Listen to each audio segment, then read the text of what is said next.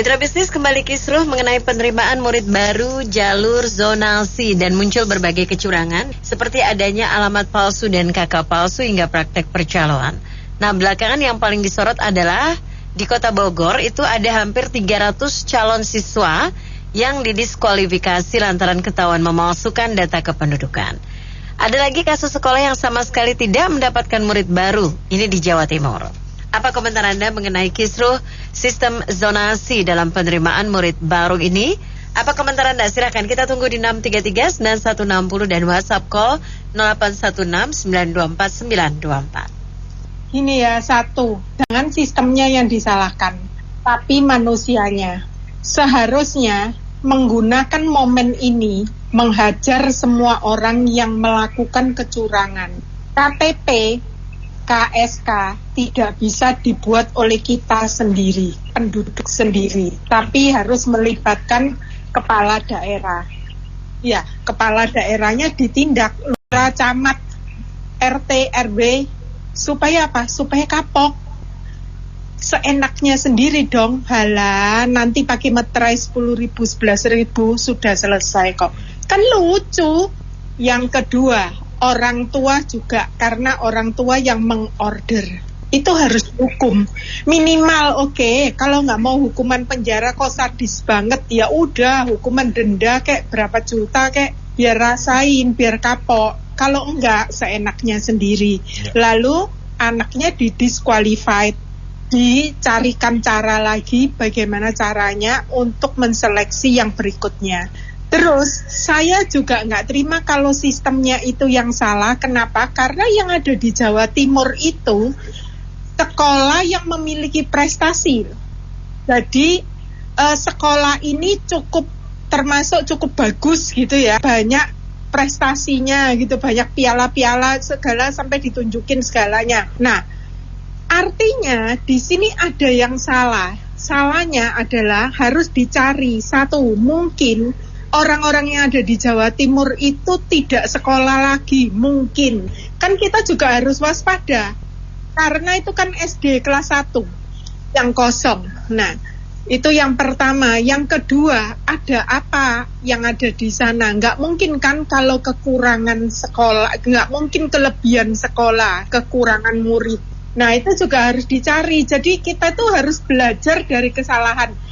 Bangsa harus belajar dari kesalahan. Nggak ada manusia sempurna, tapi kita harus belajar dari kesalahan. Kalau kita nggak belajar dari kesalahan, gimana kita bisa maju? Sementara bayangin aja setiap hari urusannya zonasi, terus urusan itu JIS, kayak gitu-gitu rame setiap hari, menyita energi kita. Sementara bagaimana caranya kita kreasi ide-ide yang lainnya? Orang luar sudah kreasi macam-macam ide, kita masih putar-putar berkutat pada hal-hal yang nggak penting kayak gini. Makasih. Itu di dinas pendidikan itu mestinya harus turun ke bawah biar tahu masalahnya. Masalahnya kan kalau yang di kampung itu yang dulu satu kampung ada sekolahan 2, sekarang karena anak-anak mudanya pada merantau ke Jabodetabek itu, akhirnya nggak ada anak kecil di kampung tuh. Akhirnya sekolahnya kan pada kosong. Itu kan harus diperbaiki, dikurangi. Memang nggak ada muridnya. Lah kalau Jabodetabek itu kan penduduknya nambah terus. Itu ya ditambah sekolahannya. Mungkin yang di sana ditutup, pindah ke Jabodetabek. Itu kurang sekolahan. Itu kan mestinya tanggung jawab pemerintah kan. Kita kalau nggak bayar pajak juga dikejar-kejar. Sekarang anak-anak kita mau sekolah masa harus susah seperti itu gitu. Cuman sibuk bikin aturan baru. Ya penyakitnya itu ada di mana? Itulah yang harus solusinya harus diselesain. Jangan bikin aturan lagi. Terima kasih. Iya, saya kira hal ini sekilas dianggap sepele ya. Cuma begini. Sebenarnya ini sangat penting buat mendidik mental bangsa kita. Ini kan kita lihat ya, dunia pendidikan aja penuh kecurangan.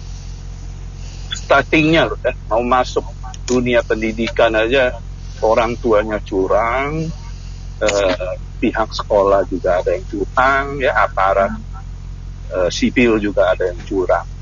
Ini mau jadi apa? Dan saya mensitir ini yang paling berat adalah aparat negara ya. Misalnya mungkin itu kelurahan atau apa ya yang kontakkan dikit. Ini kan rusak gitu.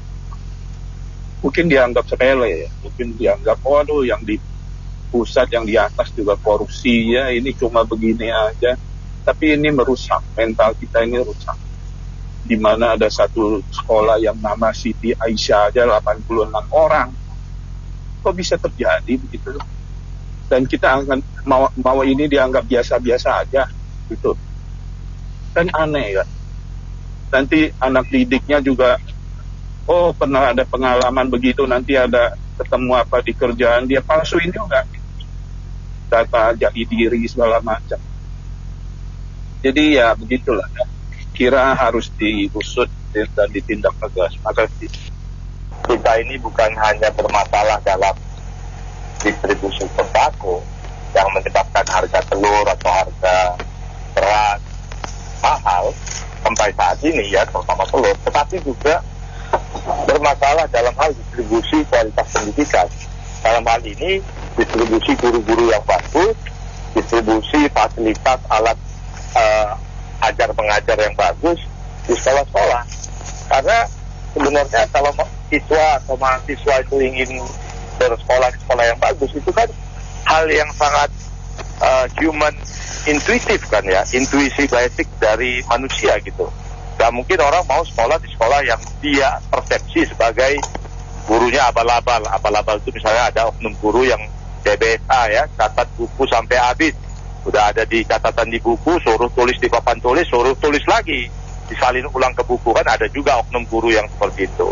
Atau oknum gurunya yang datang upacara pulang ngurusin belanjaannya, ngantar anaknya ke sekolah, itu pakai baju dinas juga itu, muter-muter di kota-kota kecil tersebut atau kota besar.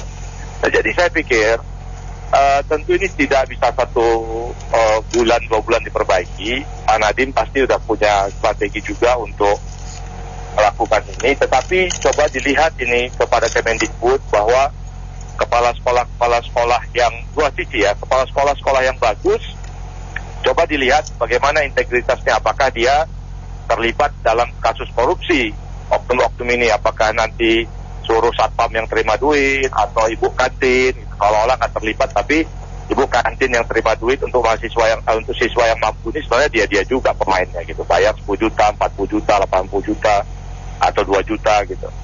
Seolah-olah bayarnya ke satpam tapi sebenarnya setor ke kepala sekolah, oknum kepala sekolah juga. Nah buat sekolah yang kosong sekolahnya, cobalah introspeksi juga, jangan kepala sekolahnya hanya bisa nangis. Coba dilihat kenapa sekolah kamu itu tidak diminati oleh orang tua dan siswa. Bisa jadi seperti yang saya bilang, guru-guru yang kamu miliki di situ juga CBSA, catat buku sampai habis. Ada waktu gosip ke sana, gosip ke sini, ngurusin urusan rumah tangga di jam belajar. Kemudian apakah guru-gurunya mampu semua pinter-pinter gitu, atau gurunya juga tidak berkualitas, fasilitasnya juga tidak berkualitas, tata kelola finansial posnya itu tidak digunakan untuk siswa. Jadi dua-dua ya, buat yang berkualitas sekolahnya jadi favorit, coba dilihat integritas korupsinya. Yang sekarang tidak ada siswanya sama sekali ya jangan nangis, nggak menyelesaikan masalah, kecuali kamu berhenti jadi kepala sekolah. Tapi lihat, kualitasmu memang underdog. Terima kasih. Pendapat saya ya, saat ini zonasi itu kan untuk membantu supaya anaknya itu tidak susah-susah. Jadi kalau kemampuannya terbatas nggak usah ngoyo di tempat yang jauh, sudah jauh persaingannya ketat. Dan sekarang saya melihat ada tren hikmahnya ya. Jadi di sekitar sini ada sekolah lokal-lokal yang di daerah zona itu yang mulai banyak murid pinter-pinternya loh. Jadi sekolah unggulan sudah bukan satu-satunya. Jadi masih ada alternatif di bawahnya karena ada zonasi ini. Selain juga mengurangi kemacetan. Nah kalau memang ada yang mau ngoyo ya tidak apa-apa. Mungkin harus ini dikasih aja berapa 20% atau berapa persen untuk kuota untuk yang memang mau belajar di tempat jauh, di tempat unggulan yang buat yang dianggap itu sekolah unggulan ya nggak apa-apa, coba aja gitu loh. Cuman kasihan anaknya itu kalau capek ya toh, kalau tidak sesuai zonasi kan jauh kan capek kan, atau harus ngekos. Nah itu pertarungannya juga lebih berat loh.